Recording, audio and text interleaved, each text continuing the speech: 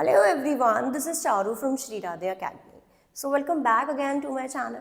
आज डेट हो गई है हमारी 27 और 2 मार्च को आपका एग्ज़ाम है साइंस का, बोर्ड का। तो हम लोग फटाफट से, मैं तो मान के चली हूँ कि आपका 1 को ही है। क्यों? क्योंकि आपका जो एक दिन पहले का होना चाहिए ना, एग्ज़ाम का एक दिन पहले, वो बड़ा ही रिलैक्सिंग होना चाहिए कि बच्चा फ्रेश माइंड से पेपर दे के आए।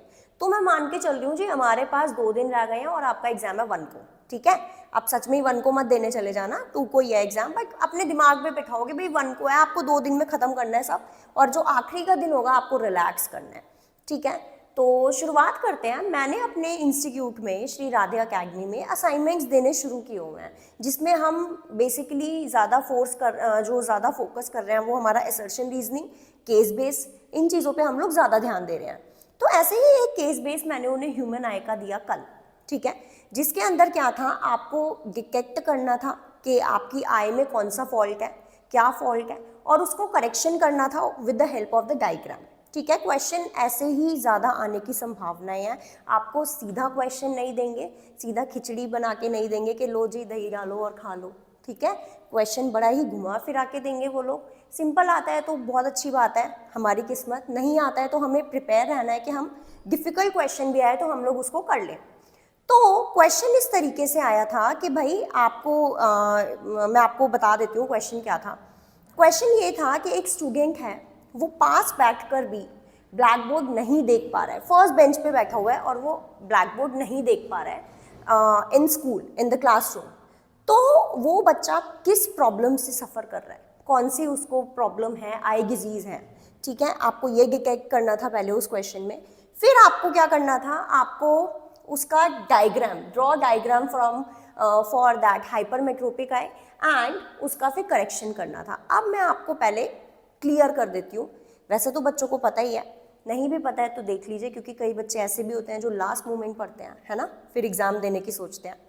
तो आपकी आई में प्रॉब्लम्स हो सकती हैं, या तो आपको हाइपरमेट्रोपिया हो सकता है, और you can suffer from myopia, या फिर आपको प्रेसबायोपिया हो सकता है। तो प्रेसबायोपिया को अभी थोड़ा सा साइड में रख के 2 चीज़ों के बारे में मैं पहले बात करती हूँ, जो है आपका मायोपिया और हाइपरमेट्रोपिया। तो let me first discuss myopia. Myopia क्या है? जब आपको दूर का दिखना क्या हो जाता है, धीरे धीरे धीरे धीरे कम होता जा रहा है। दैट मीन्स कि आप मायोपिक, आपकी जो आई में प्रॉब्लम आ रही है वो आपको कौन सी दिक्कत हो रही है, मायोपिया हो रहा है। ठीक है, और हाइपरमेट्रोपिया में आपको पास का दिखना क्या हो जाता है, नहीं देख पाते, बंद हो जाता है। तो इन दैट केस आपको क्या है, हाइपरमेट्रोपिया है। चलो भाई, ये अभी हम डायग्राम से भी करेंगे, कुछ डिस्कस कर लेते हैं छोटी छोटी चीज़ें। और अगर आपको मायोपिया है, दैट मीन्स आपकी कन्वर्जिंग पावर क्या हो गई है, बहुत ज़्यादा हो गई है। कन्वर्जिंग पावर क्या हो गई है आपकी, बहुत ज़्यादा हो गई है, और जिसकी वजह से आपको दिखना हो गया है बंद। 2 चीज़ें होती हैं, एक होता है फोकल लेंथ, एक होता है converging power. Converging power myopia में ज़्यादा हो रही है और फोकल लेंथ क्या हो रही है, कम हो रही है। ठीक है, तो आपको यानी कि दूर का दिखना क्या हो गया, बंद हो गया है, दूर का नहीं दिख रहा है, आपको धुंधला धुंधला दिख रहा है, दिख ही नहीं रहा है।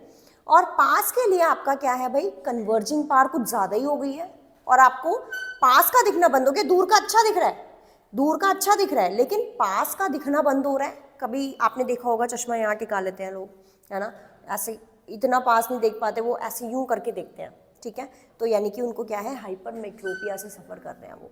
तो उस हाइपरमेट्रोपिया में आपका क्या हो गया, कन्वर्जिंग पावर हो गया बहुत ज़्यादा। ज़्यादा या कम?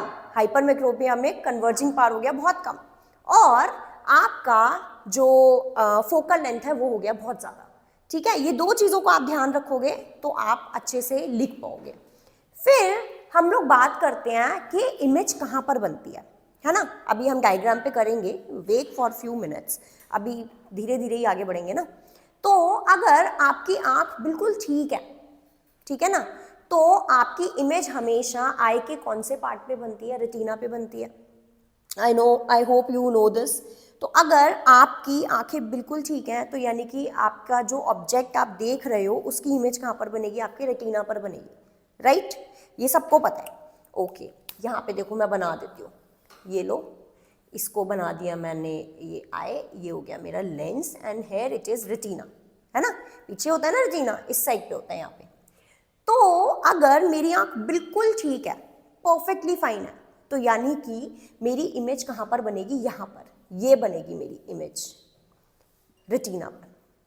अब अगर मुझे हो गया मायोपिया, ठीक है, अगर मुझे क्या हो गया भाई, मायोपिया हो गया, तो मेरी इमेज अब रेटिना पर नहीं बनेगी। कहाँ पर बनेगी, आगे बनेगी, in front of the retina, ठीक है।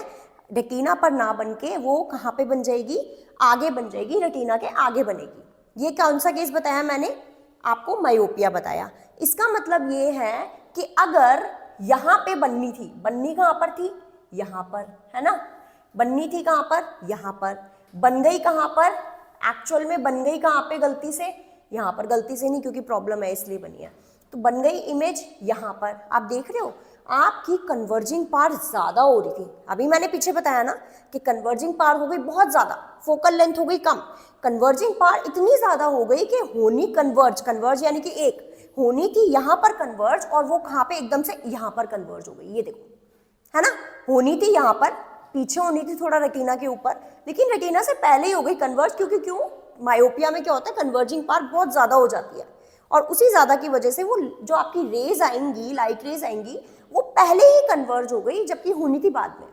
तो आपको क्या है यहाँ पे, इन दैट केस आप क्या हो, मायोपिक है आपकी, ठीक है। वहीं अब हम बात करते हैं दूसरे केस की, हाइपरमेट्रोपिया। फिर से बना देती हूँ, ये लीजिए, और ये रहा मेरा आई लेंस। कोई बात नहीं, ड्राइंग पे मत जाना मेरे, कुछ ज़्यादा ही सुंदर है। और यहाँ पे मेरा रेटिना मान लो। Now I am suffering from hypermetropia, मुझे पास का नहीं दिखेगा। मैंने क्या बताया, मायोपिया में कन्वर्जिंग पार क्या हो रही है, ज़्यादा हो रही है, तो इसलिए वो पहले ही कन्वर्ज हो गई, होनी थी बाद में। अब यहाँ पे कन्वर्जिंग पार हो गई मेरी कम, तो होनी तो कन्वर्ज यहाँ पर थी, एक्चुअल में कन्वर्ज होनी थी यहाँ पर, ये रेटिना पर इमेज बननी थी, लेकिन अब कन्वर्जिंग पार हो गई है मेरी कम, तो बेचारी यहाँ ना बन के कहाँ पे बन रही है अब मेरी, यहाँ पे, ये पीछे की साइड, ठीक है, बिहाइंड द रेटिना, ठीक है। तो ये क्या है मेरा, यहाँ पे मेरी इमेज कहाँ बनी, behind the retina, and that means in this case hypermetropia में मुझे यहीं से ही पता लग गया, ओके कन्वर्जिंग पार मेरी कम हो गई है, इसीलिए वो यहाँ ना होके अब कम हो गई है ना कन्वर्जिंग पार, यानी कि देर में कन्वर्ज हो पा रही है, तो वो कहाँ हो गई, पीछे कन्वर्ज हो गई जाके। और यहाँ पे इतनी ज्यादा हो गई है कन्वर्जिंग पार, होनी यहाँ पे थी, पहले ही कन्वर्ज होके बैठ गई यहाँ पे, और यहाँ पे कन्वर्ज मेरी यहाँ पे होनी थी, लेकिन बेचारी कम हो गई है कन्वर्जिंग पार, इसलिए धीरे धीरे धीरे धीरे बेचारी कन्वर्ज हो रही है और यहाँ पे आ गई, बाद में हो गई कन्वर्ज। तो बस यही दो चीजें आपको दिमाग में रखनी है, ठीक है। हाइपरमेट्रोपिया में कहाँ पे बनेगी इमेज, बिहाइंड द रेटिना, पीछे रेटिना के, और यहाँ पर अगर आपको मायोपिया देखना है तो आपकी इमेज कहाँ पर बनेगी, in front of the retina, ठीक है। ये क्या है, myopia, and this is hypermetropia.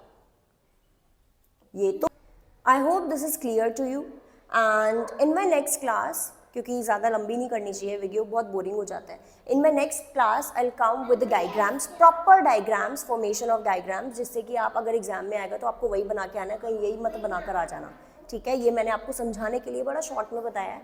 अगर आपको बिल्कुल अच्छे से सीखना है कि इसके प्रॉपर डायग्राम करेक्शन कैसा होगा, इसमें भी पता क्या होता है, इसमें भी ना आपके 3 तरीके के डायग्राम बनेंगे।